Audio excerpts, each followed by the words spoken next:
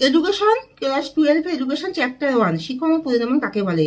শিখন, তোমরা সবাই মন দিয়ে শোনো আর লেখো, আর সবাই লাইক এন্ড সাবস্ক্রাইব দিয়ে দাও। শিখন হলো ব্যক্তি যে চর্চা বা অনুশীলনের মাধ্যমে ব্যক্তি বারবার করে অনুশীলন করে ব্যক্তি যখন কোনো জ্ঞান বা অভিজ্ঞতা অর্জন করে তখন তাকে শিখন বলে। আর পরিণামন হলো চর্চা বা অনুশীলন শিখন ছাড়াই ব্যক্তির মধ্যে নির্দিষ্ট সময় তার মধ্যে স্বতঃস্ফূর্তভাবে স্বাভাবিকভাবে যে প্রক্রিয়াটি সম্পাদিত হয় তাকে পরিণামন বলা হয়।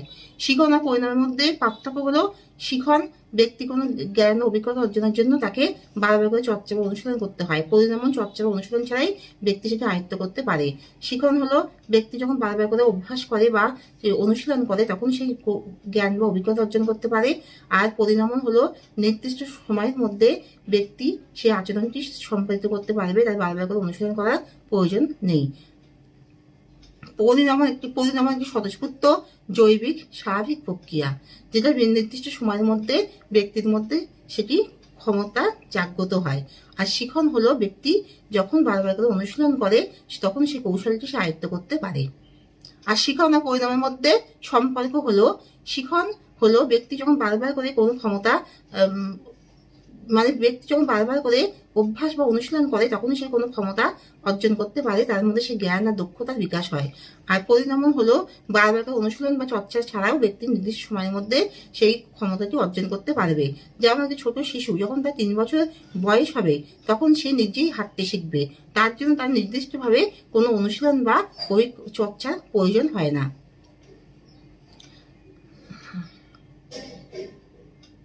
শিখন আর পরিণামন শিখন একটু হলো জীবন বিকাশের প্রক্রিয়া, শিখন আচরণের সম্পাদন করে, আর পরিণামন জীবন বিকাশের প্রক্রিয়া আর এটিও আচরণ সম্পাদন করে। পরিণামন ও শিখন উভয়ের উপরে নির্ভরশীল। পরিণামন যখন নির্দিষ্ট সময় হয় তখন শিশু যদি ভালোভাবে কোনো কিছু আয়ত্ত করে শেখে তখনই তার শিখন যথাযথ হবে। আর শিখন অনেক সময় পরিণামনকে ত্বরান্বিত করে, অর্থাৎ নির্দিষ্ট সময় যখন শিশুটি 3 বছর বয়সে তার নিজে নিজে হাঁটার ক্ষমতা আসে, কিন্তু যখন তাকে বারবার করে শেখানো হয় তখন সে সময়ের আগে অনেক সময় সেই কাজটি শিখে যায়, অর্থাৎ শিখন অনেক সময় পরিণামনকে ত্বরান্বিত করে। আর পরিণামন শিখনের সাথে সম্পর্কযুক্ত, অর্থাৎ নির্দিষ্ট সময়ে যখন শিশুটির ক্ষমতা অর্জন করার সময় হয় তখন সে যদি বারবার করে পড়াশোনা করে, বারবার করে সে অনুশীলন করে, তবে তার মধ্যে শিখন অর্থাৎ তার অভিজ্ঞতা বা জ্ঞান সঞ্চিত হবে।